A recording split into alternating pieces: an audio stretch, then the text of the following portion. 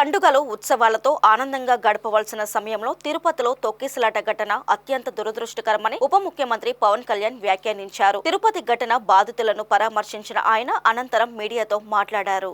శ్రీవారి భక్తులకు మనస్ఫూర్తిగా క్షమాపణ కోరుతున్నామని డిప్యూటీ సీఎం తెలిపారు. వెంకటేశ్వర్నిపై ఎంతో నమ్మకంతో తిరుపతికి వచ్చిన భక్తులకు ఇలా జరగడం బాధాకరమన్నారు. పూర్తిస్థాయి విచారణ జరిపిస్తున్నామని, ఈ ఘటనకు కారణమైన వారిపై కఠినంగా చర్యలు ఉంటాయన్నారు. టీటీడీ ఈవో, టీటీడీ అదనపు ఈవోలు పూర్తిగా విఫలమయ్యారని డిప్యూటీ సీఎం అంగీకరిస్తూ ఈ ఘటనకు వారే పూర్తి బాధ్యత వహించాలన్నారు. మృతుల కుటుంబాలకు, గాయపడిన వారికి అండగా ఉంటామని చెప్పారు. భవిష్యత్తులో ఇలాంటి ఘటనలు పునరావృతం కాకుండా చూస్తామని హామీ ఇచ్చారు. దురదృష్టకరం, చాలా బాధాకరమైంది, చాలా ఆవేదన కలిగించింది. నిన్న రాత్రి జరిగిన వైజాగ్లో ఉండి మోడీ గారి ఆధ్వర్యంలో దాదాపు 2,08,000 కోట్ల పెట్టుబడి సభ జరిగి వైజాగ్లో ఒక ఆనందకరమైన సమయంలో ఈ విధమైన దుర్ఘటన ఏకాదశికి మొత్తం నలుమూలల నుంచి, దేశం నలుమూలల నుంచి, ప్రత్యేకించి తెలంగాణ, కర్ణాటక, తమిళనాడు, ఆంధ్ర అన్ని ప్రాంతాల నుంచి భక్తులు అమితంగా తరలి వచ్చారు ఇక్కడికి.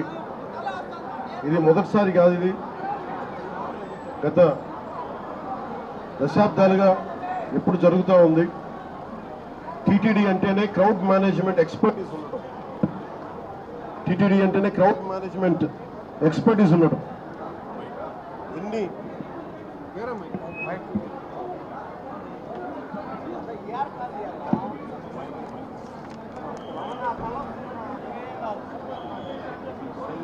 ఎందుకు ఈ దురదృష్టకరమైన సంఘటన జరిగిందనేది మొత్తం మాట్లాడాను.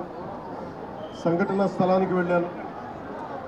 ఆ పార్క్లో ఏ విధంగా పెట్టారు, ఏ సందర్భంలో జరిగింది, అలాగే ఇప్పుడు వచ్చి ఎవరైతే గాయపడ్డారో వారందరినీ పేరు పేరున పరామర్శించాం. వారి ఆవేదన అర్థం చేసుకున్నాం. ఒకటే చెప్పాను, రాష్ట్ర ప్రభుత్వం తరపు నుంచి మనస్ఫూర్తిగా తప్పు జరిగింది, బాధ్యత తీసుకుంటున్నాం, క్షమాపణలు రాష్ట్ర ప్రజలందరికీ,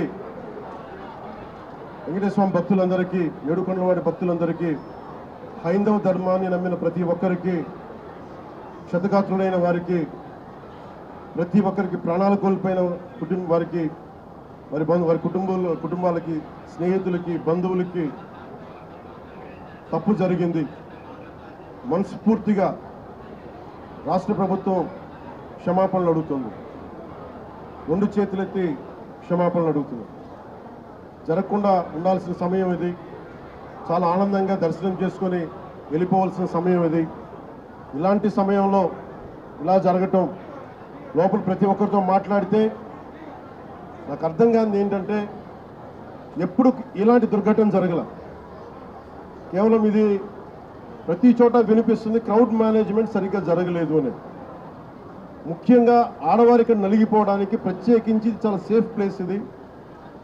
మిగతా మనకి టికెట్లు ఇచ్చే చోట కంటే కూడా ఇది క్షేమం అని చెప్పి అందరూ, ఎక్కువ మంది మహిళా భక్తురాలు ఇక్కడికి వచ్చారు. ఇది చంద్రగిరి, తిరుపతి నియోజకవర్గానికి అందుబాటులో ఉండే కేంద్రం ఇది. దానివల్ల ఎక్కువ ఒత్తిడి ఉంది. పోలీసులను పెట్టారు, టీటీడీ సిబ్బంది ఉన్నారు. ఇంతమంది ఉండి కూడా 6 మంది ప్రాణాలు కోల్పోవటం, 24 మంది పైన క్షతగాత్రులు అవ్వటం, ఇది చాలా ఆవేదన కలిగించింది. ప్రతి ఒక్కరిని బాధితులను అడుగుతూ ఉంటే ఒకటే చెప్తా ఉన్నా, మేము ఎంతో నమ్మకంతో వచ్చాం ఇక్కడికి, మాకు ఇలా అయిపోయింది.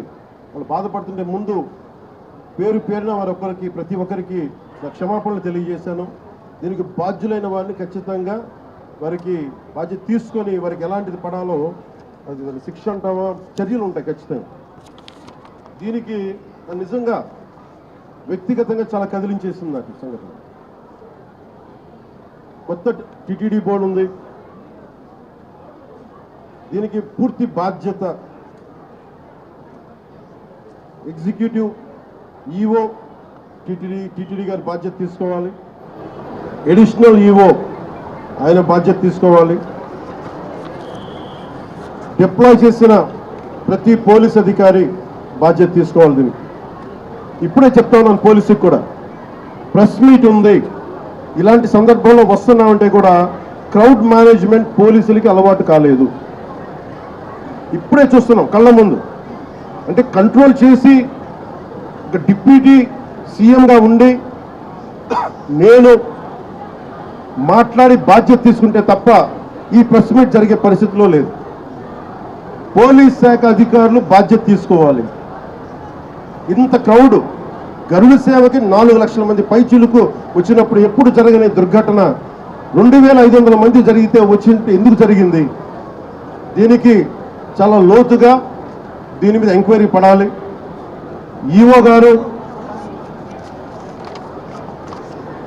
గారు శ్యామలరావు గారు కానీ, అడిషనల్ ఈఓ శ్రీ వెంకయ్య చౌదరి గారు కానీ మీరు ప్రప్రథమంగా మీరు బాధ్యత తీసుకోవాలి మీ ఇద్దరు. ఎందుకంటే ఇది బ్లేమ్ గేమ్ కాదు.